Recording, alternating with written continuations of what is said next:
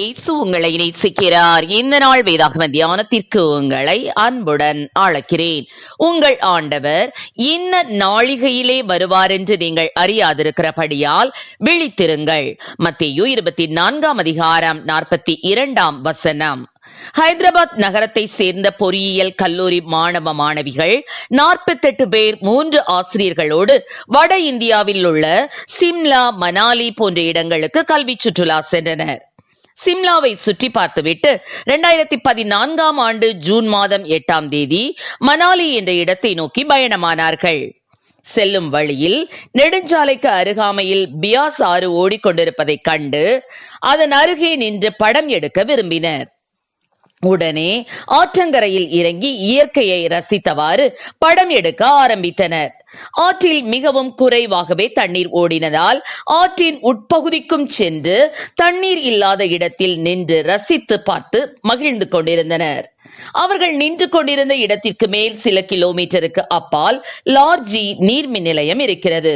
அவர்கள் மின்சாரம் தயாரிப்பதற்காக அணைக்கட்டில் தேக்கி வைத்திருந்த தண்ணீரை திடீரென்று எந்தவித முன் அறிவிப்பும் இன்றி திறந்து விட்டிருந்தனர். பொதுவாக அப்படி திறந்து விடும்போது அபாய சங்கு ஊதுவது வழக்கம்.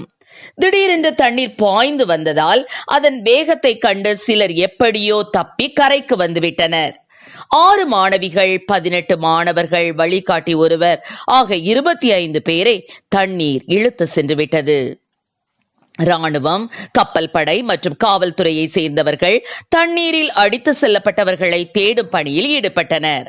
பல நாள் தேடுதலுக்கு பின் 24 சடலங்களை தான் மீட்க முடிந்தது. இந்த சம்பவம் நடந்த போது கிரண்குமார் என்ற மாணவன் ஆபத்தை உணர்ந்தவுடன் தனது நண்பர்கள் 4 பேரை கரை சேர உதவியுள்ளான். ஆனால் கடைசியில் அவனால் கரை சேர முடியாமல் தண்ணீரில் அடித்து செல்லப்பட்டு மரித்து போனான். வாழ வேண்டிய இளம் தளிர்களின் வாழ்க்கை எதிர்பாராத விதமாக சடுதியில் முடிந்து போனது. அவர்கள் ஆற்றில் இறங்கின போது எல்லாம் சகஜமாகவும் சந்தோஷமாகவும் அமைதலாகவும் இருந்தது. ஆனால் எதிர்பாராத நேரத்தில் இந்த கோர சம்பவம் நடந்து முடிந்துவிட்டது. ஆம், எனக்கு அருமையானவர்களே, இப்போது எல்லாம் சகஜமாகவும் சந்தோஷமாகவும் சமாதானமாகத்தானே நம் காலம் போய்கொண்டிருக்கிறது. ஆனால் கிறிஸ்துவின் வருகை நாம் நினையாத நேரத்தில் இருக்கும். நீங்கள் நினையாத நாளிகையிலே மனுஷகுமாரன் வருவார். ஆதலால் ஆயத்தமாயிருங்கள் என்று வேதம் நம்மை எச்சரிக்கிறது. ஆயத்தமாயிருப்பவர்கள் எடுத்துக் கொள்ளப்படுவார்கள். ஆயத்தமாய் இராதவர்களோ கைவிடப்பட்டு உபத்திரவ மற்றும் மகா உபத்திரவ காலத்தில் துன்புறுவார்கள். சமாதானமும் சௌக்கியமும் உண்டென்று அவர்கள் சொல்லும் போது கர்ப்பவதியானவளுக்கு வேதனை வருகிறது போல அழிவு சடுதியில் அவர்கள் மேல் வரும் என்று 1 தெசலோனிக்கேயர் 5:3 வாசிக்கிறோம். ஆம், எல்லாம் எப்போதும் போலத்தானே சகஜமாய் சௌக்கியமாய் போய்கொண்டிருக்கிறது என்று நினைக்கும் போதுதானே அழிவு சடுதியில் வரும். அப்போது தப்பி போக முடியாது.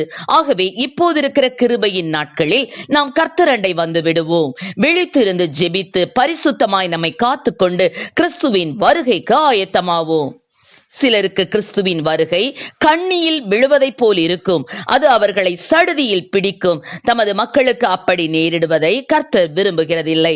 ஆகையால் நீ கேட்டு பெற்றுக்கொண்ட வகையை நினைவு கூர்ந்து அதை கை கொண்டு மனம் திரும்பு.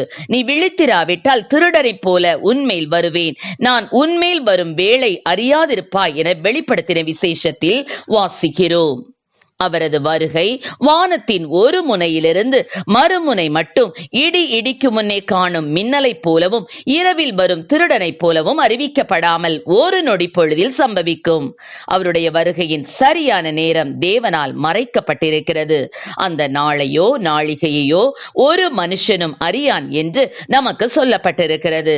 எனவே என் நேரமும் விழித்திருந்து ஜெபித்து காத்திருப்போம். கர்த்தர் நம்மை ஆசீர்வதிப்பாராக. ஆமென். ஜெபம்.